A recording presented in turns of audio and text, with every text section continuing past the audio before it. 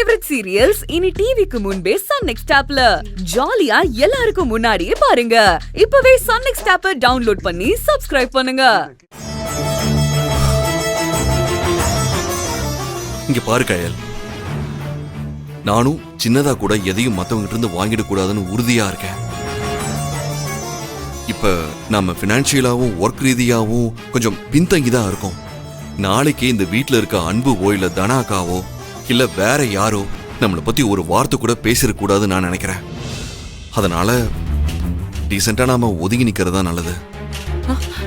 ஒதுங்கிடுறதுன்னா தனியா போலான்னு சொல்றேன். எங்க என்ன பேசிக்கிட்டு இருக்கீங்க?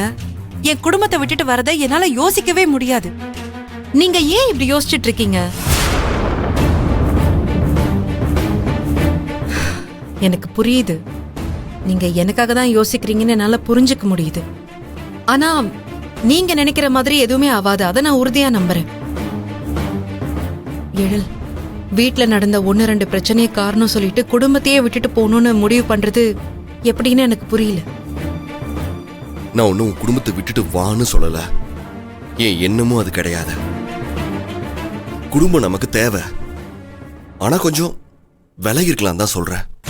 இது ரெண்டுக்கும் வித்தியாசம் இருக்குல்ல?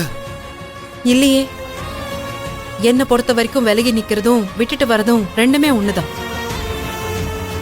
கஷ்டம் வந்ததும் என்னை ஏமாத்திடுவாங்கன்னு நடக்காத விஷயத்த பத்தி பயந்து இப்படி ஒரு முடிவெடுக்க முடியாது. பிரச்சனை வந்தா சால்வ் பண்ணணும். அதை விட்டுட்டு குடும்பத்தை விட்டுட்டு போறதெல்லாம் சரியான முடிவே கிடையாது. நான் அன்னைக்கு சொன்னதுதான் இப்பவும் சொல்றேன். என் குடும்பம் என்னோட உயிர். அவங்கள விட்டுட்டு என்னால எப்படி வர முடியும் சொல்லுங்க? அதே மாதிரி நீங்களும் எனக்கு முக்கியம்தான்.